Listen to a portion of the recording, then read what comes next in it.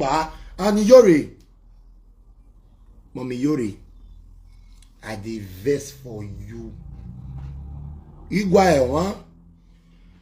Benu wa mi mene no ge na. Ya mo wo ma. Ni ka about love. Di ma love you. Ita ladia wi mo we. Mommy Iyore. Mommy Iyore. Wa fi party na ge. Imo we. We no say na mo we. Na ka gune with the past. Mario ni mandele gbegui. On a video work by me, huh? Saloboa. I was shocked. I was weak. I was like, Agwanai. Iyore Ogwana.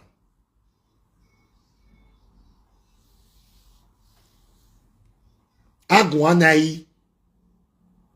Gumek ben wan wadam in Iyore. Because some people, no. I don't know. Man, no, yeah, well. Don't have muya in my hand. Don't have muya in my hand. Man, no, yeah, well. Wagi ni Iyore no you ya kakabomu me. Wagi, is it not yesterday or something?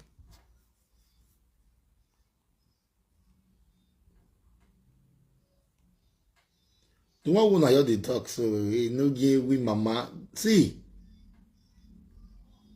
If my mama sisters know say my mama do that, when you are able answer for this Facebook, I dare my mothers. When they go they post, they not accuse your mama. Okay, Mona bring juju paper for my mom. If not be saga, if not be so that they don't have to take pay me. What you bebo re imana when you want that white on sadiaye. Liye mera lovie kobo ora we no pa. All those ones are saga. This is a man coming out to say. A better seduced him. A married woman. Married woman. God forbid batting. Again, Iyore. Again. When you are so many men, what can you do?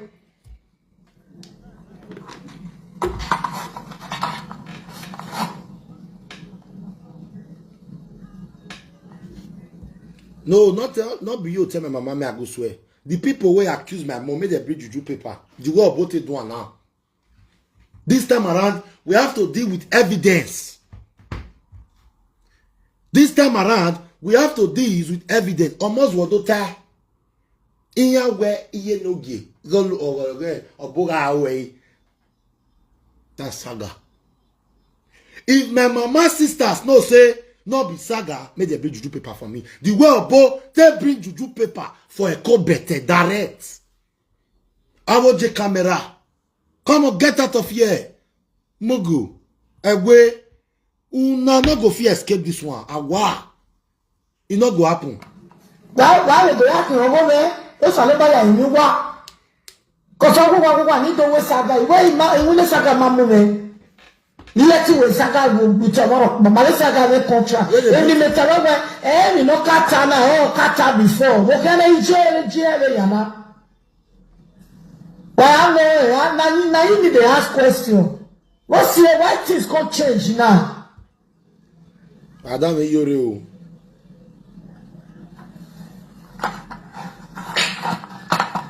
Who supported that thing? Yeah, supporting. I don't supported that thing.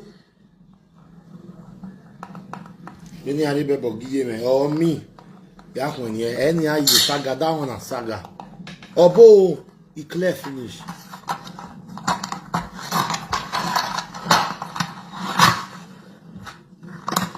tele mawawa give me no suno de kenina mi ero le case na something is going on case na magi correct e beni duaro ah e no to tana luga ne no kata. When I want the video where now, I don't want my mom to tell me, but go and listen. All the time I will look at me part one.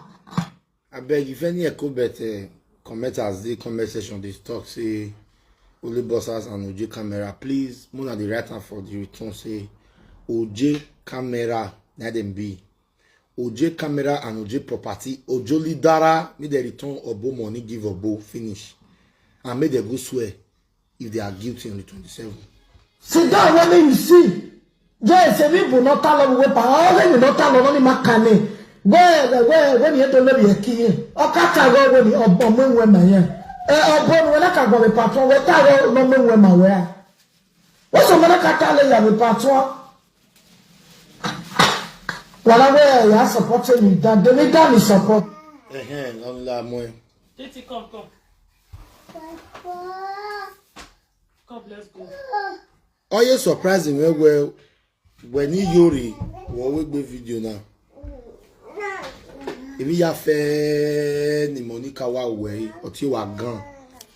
I will gbe bo we wa. I mean no matter the women no buta lo lu gan. Wo ri bebore ni ah. O wa no ma we mi ra wa na mu yo wa hu. O wa no yari bebore ah. You know where?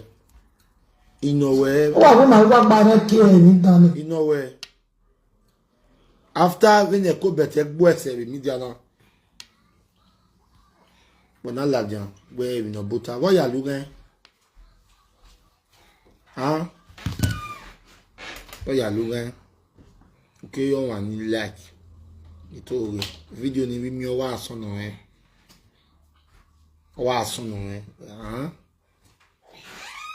Obo ta. Oyi beri we eko bete ayakin content in your bo. Obo na ri bebore. He bring juju paper.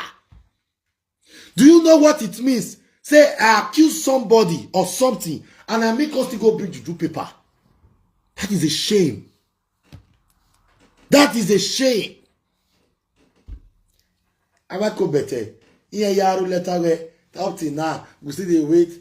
No give me mama. Make the person where accuse my mother of adultery go bring juju paper for me now. Imana hwenye ni vabola ngbe. And then anybody we go tell Moswo because Moswo is not my family member, neither from my mother's side, no my father's side. That my mama sister ni ati beauty no ro. Iwe video avana reme. Ugahiri ye mengile lo vie kobo. Vereni. And in my do is a gagway, you bebori na yakoni. We no boya wogan area, area temata wagmo, the bebori. The bebori is a shame. Ikwe. Omo watalu is a disgrace that a married woman cannot prove himself in public. That he never seduced any man called Ateboye is a shame and a disgrace. If you cannot do this, you are zero on those cyberspace for life. You not get any issue. Where you want talk again for this media, we go loud. They are viewing. No, me and my mama go answer. Lovely Sunday. Ma vie mo kin akwenye. Yes, ma vie mo wa akwenye. Yes. If my mama not can go, meaning my mother did it. Ime okay. And what time taba? Veroni is a saga. Obo! Odeona wawa. Obo say, let's go and swear. I never said I slept with you, but you be one seduce me. You be one seduce me.